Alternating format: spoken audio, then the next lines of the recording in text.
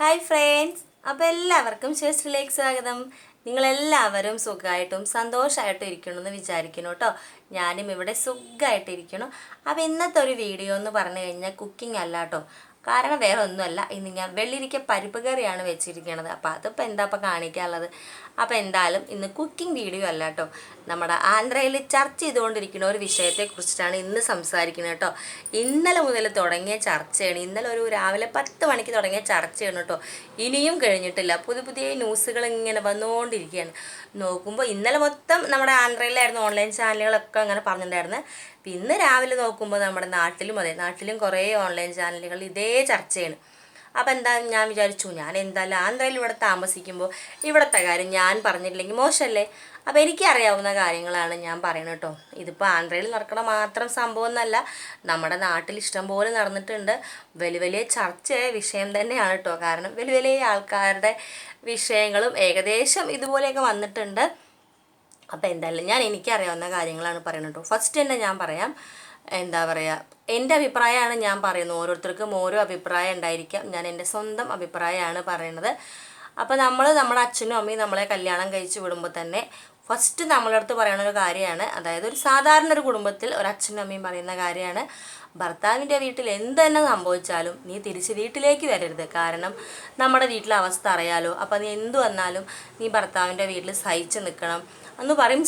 ചിലർ പറയും, അയ്യോ ഒരിക്കലും നീ ഇങ്ങോട്ട് തിരിച്ച് വരരുത് കേട്ടോ, എന്തെന്നായാലും അവിടെ തന്നെ നിൽക്കണം. കാരണം നീ തിരിച്ചു വന്നു കഴിഞ്ഞാൽ നാട്ടുകാരെന്ത് പറയും, അല്ലെങ്കിൽ നിൻ്റെ താഴെയുള്ളവരുടെ ഗതി എന്താവും, അങ്ങനെയൊക്കെ പറയും. അപ്പോൾ ഒരുവിധം സ്ത്രീകൾ മൊത്തം കല്യാണം കഴിച്ചിട്ട് ഭർത്താവിൻ്റെ വീട്ടിൽ എന്ത് തന്നെ സംഭവിച്ചാലും സഹിച്ച് അവിടെ നിൽക്കണം. കാരണം തിരിച്ച് നമ്മുടെ വീട്ടിലേക്ക് വരാൻ നമ്മുടെ അച്ഛനും അമ്മയും സമ്മതിക്കില്ല. ഇതാണ് പ്രശ്നം. വേറെ അപ്പോൾ അവർക്ക് നമ്മളോട് സ്നേഹമില്ലാത്തതുകൊണ്ടല്ല. നാട്ടുകാരെന്ത് പറയും, പിന്നെ നാണക്കടല്ലേ, അതല്ലേ ഇതല്ലേ, പിന്നെ ബാധ്യതകൾ കൂടും, അങ്ങനെയാണ് ഇങ്ങനെയെന്ന് പറയും. ഒരുപാട് പാവം പെൺകുട്ടികളും അത് സഹിച്ച് നിൽക്കുന്നുണ്ട്.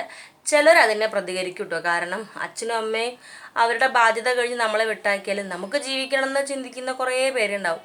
അപ്പം അങ്ങനെ പ്രതികരിക്കുന്നവരാണ് എന്തെന്നെ വന്നാലും സംഭവം കുഴപ്പമില്ല, ഞാൻ സ്വന്തമായിട്ട് ജീവിച്ചോണ്ട് എന്ന് പറഞ്ഞ് പ്രതികരിക്കുന്ന പെൺപിള്ളേരും ഉണ്ട്. ഒന്നിനും കഴിയാത്തവരാണ് ഭർത്താവിൻ്റെ വീട്ടിൽ എന്തെന്നെ വന്നാലും പിടിച്ചു നിൽക്കും. കാരണം ചിലർക്ക് പാവം മനക്കെട്ടില്ലാത്തവർ മരിച്ചും പോവും. അതും നമ്മൾ ഒരുപാട് വാർത്തയിലൊക്കെ നമ്മൾ കേട്ടിട്ടില്ലേ. അപ്പോൾ അതിനെക്കുറിച്ചിട്ടാണ് ഇന്ന് ഞാൻ പറയുന്നത് കേട്ടോ. അപ്പോൾ നമ്മുടെ തെലുഗുത്തെ ആക്ടറായ നാഗാർജുനയുടെ മകൻ്റെ കല്യാണ നിശ്ചയം ഇന്നലെ. അപ്പോൾ ആദ്യം കല്യാണം കഴിഞ്ഞതാണ്.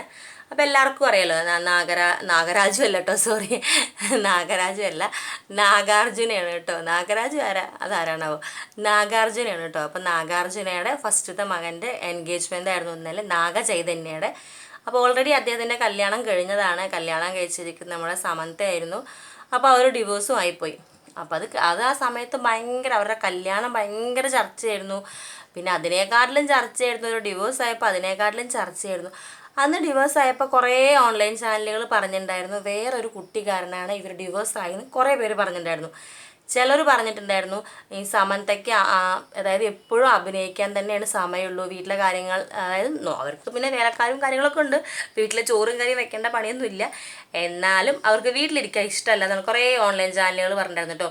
സമന്ത എപ്പോഴും പുറത്താണ്, നാഗചൈതന്യയുടെ കൂടെ ഇല്ല, എപ്പോൾ നോക്കിയാലും ഷൂട്ടിംഗ് ആയിട്ട് ഓരോ സ്ഥലങ്ങളിലാണ്. അപ്പോൾ അതിനെ ചൊല്ലിയിട്ട് അവർ രണ്ടുപേരും തമ്മിൽ എന്നും പ്രശ്നങ്ങളാണ് കുറേ ഓൺലൈൻ ചാനലുകൾ പറഞ്ഞിട്ടുണ്ടായിരുന്നു. പക്ഷെ നാഗാർജുനയാവട്ടെ അമലയാവട്ടെ ആരോടും ഒന്നും പറഞ്ഞിട്ടൊന്നും ഉണ്ടായിരുന്നില്ല. അവർ അവരുടെ കാര്യം നോക്കി അവർ ജീവിക്കുന്നു. മകനും മരുമകളും എങ്ങനെയാലും വിഷയമില്ല എന്ന് അവരെ ഒന്നിനും ഇടപെട്ടിട്ടില്ല കേട്ടോ. നാഗചൈതന്യൻ സമന്തയെക്കുറിച്ചിട്ട് കുറ്റമൊന്നും പറഞ്ഞിട്ടില്ല, സമന്ത അങ്ങടും പറഞ്ഞിട്ടില്ല. പക്ഷെ ഒരുപാട് ഓൺലൈൻ ചാനലുകൾ അവർ ഡിവോഴ്സ് ആയപ്പോൾ പറഞ്ഞിട്ടുണ്ടായിരുന്നു വേറൊരു ആക്ടറുമായിട്ട് എന്താ പറയുക നാഗചൈതന്യയ്ക്ക് റിലേഷൻ ഉണ്ടായിരുന്നു, ഇതെന്നൊക്കെ അന്ന് ഭയങ്കര ചർച്ചയായിരുന്നു. പക്ഷെ ആരും അതിനെ ശരിവെച്ചില്ല. കാരണം എവിടെയും ഇവർ ഈ ചക്കനും ഈ പെണ്ണും കൂടെ, അതായത് നാഗചൈതന്യയും ഈ പെണ്ണും കൂടെ എവിടെയും കണ്ടിട്ടില്ല, അവർ തമ്മിൽ കണ്ടിട്ടില്ല. സമന്ത നേരിട്ട് കണ്ടുകൊണ്ടാണ് ഇവർ ഡിവോഴ്സ് ആയി എന്ന് വരെ പറഞ്ഞിട്ടുണ്ടായിരുന്നു. പക്ഷെ ആരും അതിനെ സ്ഥിരീകരിച്ചില്ല. പക്ഷെ ഇന്നലെ രാവിലെ 10 മണി മുതൽ ഫുള്ളും ഓൺലൈൻ ചാനലുകൾ ഇതേ ചർച്ചയാണ്.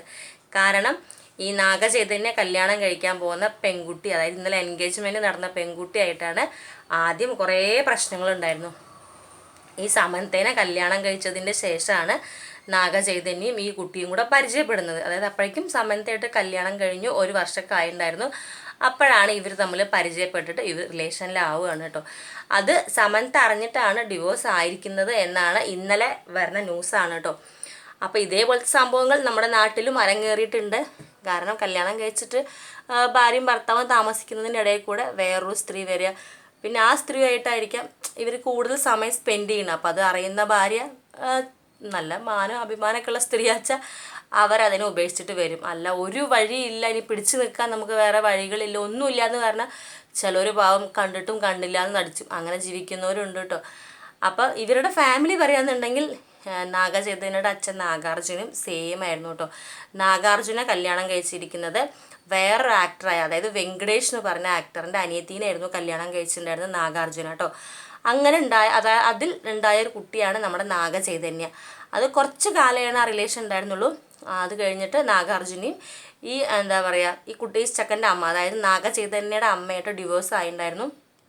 അപ്പോൾ അതിനന്ന് പറഞ്ഞ കാരണങ്ങൾ നാഗചൈതന്യം ചെറുതായിരുന്നു കേട്ടോ.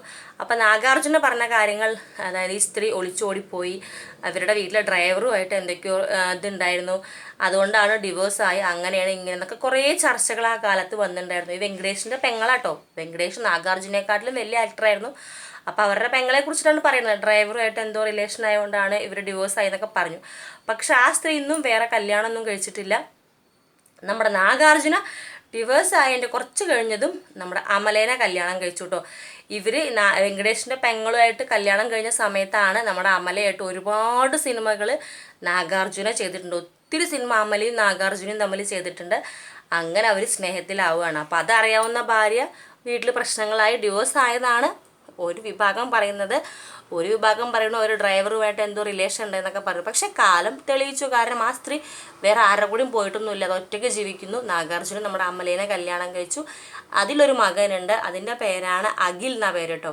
ആ ചക്കൻ വളർന്ന് വലുതായിട്ട് അതിന് നിശ്ചയം കഴിഞ്ഞിട്ടുണ്ടായിരുന്നു, കല്യാണ നിശ്ചയം കഴിഞ്ഞു. പക്ഷേ കല്യാണ നിശ്ചയം കഴിഞ്ഞിട്ട് 2ാമത്തെ മാസം ആ പെൺകുട്ടി ശരിയല്ല എന്നും പറഞ്ഞിട്ട് ആ ബന്ധം വേണ്ട വെക്കുകയാണ്. അപ്പോൾ അച്ഛൻ അമ്മ ഉള്ള സമയത്ത് തന്നെ വേറൊരു സ്ത്രീയുടെ റിലേഷനായിരുന്നു, അത് ഡിവോഴ്സായി.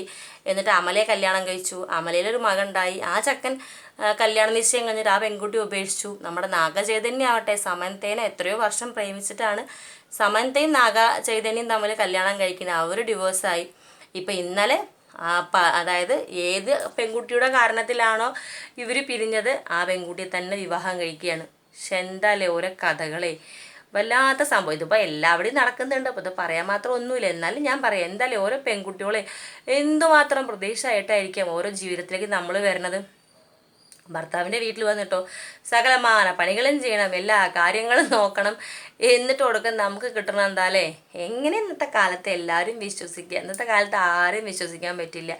തുമ്മിയ തെറിക്കണ മൂക്കാണ് പറഞ്ഞ കാണില്ല. പണ്ടൊക്കെ എന്ന് പറഞ്ഞാൽ കല്യാണം കഴിച്ച ഒരു വാല്യൂ ഒക്കെ ഉണ്ടായിരുന്നു. ഇന്നിപ്പോൾ കല്യാണം കഴിച്ച ഏറി വന്നവർ 2 വർഷം, അപ്പോഴേക്കും മിക്ക പേരും അങ്ങനെ ഇല്ല കേട്ടോ. ചിലവരൊക്കെ ഇതുപോലെ ഓരോ സംഭവങ്ങൾ കേൾക്കും, ചിലർ പിടിച്ചു നിൽക്കും, ചിലർക്ക് പിടിച്ചു നിൽക്കാൻ പറ്റില്ല.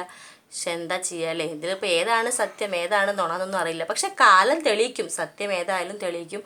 അതുകൊണ്ടാണെന്നല്ലോ ഇപ്പോൾ ഇന്നലെ ഒരു രാവിലെ 9 മണി വരെ സമന്തേനെ തെലുങ്കർ മൊത്തം കുറ്റം പറഞ്ഞിട്ടുണ്ടായിരുന്നു. കാരണം ഇത്രയും വലിയൊരു വീട്ടിലേക്ക് കല്യാണം കഴിച്ചു പോയിട്ട് സമന്തയുടെ സ്വഭാവം ശരിയല്ലാത്തതുകൊണ്ടാണ് നാഗചൈതന്യം ഉപേക്ഷിച്ചത്, സമന്ത അങ്ങനെയാണെന്ന് പറഞ്ഞിട്ട് എല്ലാ ഓൺലൈൻ ചാനലുകളും എപ്പോൾ നോക്കിയാലും ഇന്നലെ രാവിലെ വരെ സമന്തേനെ കുറ്റമായിരുന്നു. സമന്തയുടെ സിനിമ കാണില്ല, കാരണം ഇത്രയും നല്ലൊരു ഫാമിലിയിൽ പോയിട്ട് നീ അവിടെ പ്രശ്നം ഉണ്ടാക്കി, നിൻ്റെ സിനിമ കാണില്ല എന്ന് പറഞ്ഞിട്ട് സമന്തയുടെ ഏതൊരു പോസ്റ്റ് വന്നാലും അതിനകത്ത് ഫുള്ളും തെറിയായിരുന്നു കേട്ടോ. പക്ഷെ ഇന്നലെ രാവിലെ 10 മണി മുതൽ സമന്ത ദേവതയാണ് കേട്ടോ. നമ്മുടെ ആന്ധ്രയിൽ സമന്തേനെ ഫുള്ളും പൊക്കിയിട്ടാണ് കമൻറ്റ് മൊത്തം, തെറി കമൻറ്റ് മൊത്തം നമ്മുടെ നാഗചൈതന്യക്കും. അപ്പോൾ ഇതാണ് നമ്മൾ സത്യം അറിയാണ്ട് ആരും ഒന്നും പറയാൻ പാടില്ല. അപ്പോൾ ഈ പോസ്റ്റ് ഇട്ടവരൊക്കെ എന്തായി വിഡ്ഢികളായി പോയില്ലേ? കാരണം ഇന്നലെ വരെ സമന്തയെ കുറ്റം പറഞ്ഞവർ ഇന്നലെ മുതൽ നാഗചൈതന്യനെ കുറ്റം പറയാൻ തുടങ്ങി. ഇത്രയേ ഉള്ളൂ മനുഷ്യന്മാരുടെ അവസ്ഥ. ചിലപ്പോൾ നമ്മളങ്ങനെ പൊക്കി വയ്ക്കും, ഈ പൊക്കി വെച്ചവർ തന്നെ ആയിരിക്കും നമ്മളിത് ആദ്യം ചവിട്ടി താഴ്ന്നത് അല്ലേ? അപ്പോൾ എന്തായാലും എനിക്ക് പറയാനുള്ള അഭിപ്രായം ഞാൻ പറഞ്ഞു എന്നുള്ളൂ കേട്ടോ, വേറെ ഒന്നും വിചാരിക്കരുത്. കാരണം ഒരു പെൺകുട്ടീനെ ഇത്രമാത്രം മോശം കമൻ്റ് ആയിരുന്നു, സമന്തയെ കുറിച്ചിട്ട് മോശം കമൻറ്റ് പറഞ്ഞാൽ ഭയങ്കര മോശമായിരുന്നു. അത് ഏതൊരു സിനിമ ഇറങ്ങിയാലും അതിന് തെറി മാത്രം എടുത്തു. പക്ഷെ ഇന്നലെ ആ കുട്ടറെ കൂടെ ദൈവം ഉണ്ടെന്ന് തെളിഞ്ഞു. കാരണം ഇന്നലെ മുതൽ ആ കുട്ടിയെക്കുറിച്ച് നല്ല കമൻറ്റുകളായിരുന്നു. ഇന്ന് കുറേ ഓൺലൈൻ ചാനലുകാർ പഴയ വീഡിയോസൊക്കെ കുത്തിപ്പോക്കിയിട്ട് ഇപ്പോൾ സമന്തയുടെ പക്ഷത്താണ് ശരി, നാഗചൈതന്യയാണ് ഭയങ്കര വില്ലൻ, അത് ഇതെന്നൊക്കെ പറഞ്ഞിട്ട് ഇപ്പം എൻഗേജ്മെൻറ്റ് കഴിഞ്ഞ ആ കുട്ടീനെയും നാഗചൈതന്യനെയും ഇന്നലെ മുതൽ ആന്ധ്രക്കാർ ചവിട്ടി അരക്കുകയാണ്. സമന്തേനെ പൊക്കി തലയിൽ വയ്ക്കുകയും ചെയ്യുക. സത്യത്തിൽ ആരും നമ്മളെ പൊക്കാതിരിക്കുക നല്ലത്. കാരണം പൊക്കി കഴിഞ്ഞാൽ ഈ പൊക്കിയവരെ നമ്മളെ താഴിട്ട് ചവിട്ടി താത്തും. അപ്പോൾ എന്തായാലും നമ്മൾ നമ്മുടെ കാര്യം നോക്കി ജീവിച്ചാൽ മതി. അപ്പോൾ ആരും പൊക്കണ് കേട്ടിട്ട് നമ്മൾ പൊങ്ങിപ്പോണ്ട. കാരണം എപ്പോൾ വേണമെങ്കിലും നമ്മളെ താഴെ ഇട്ട് അവർ ചവിട്ടിത്തേക്കും.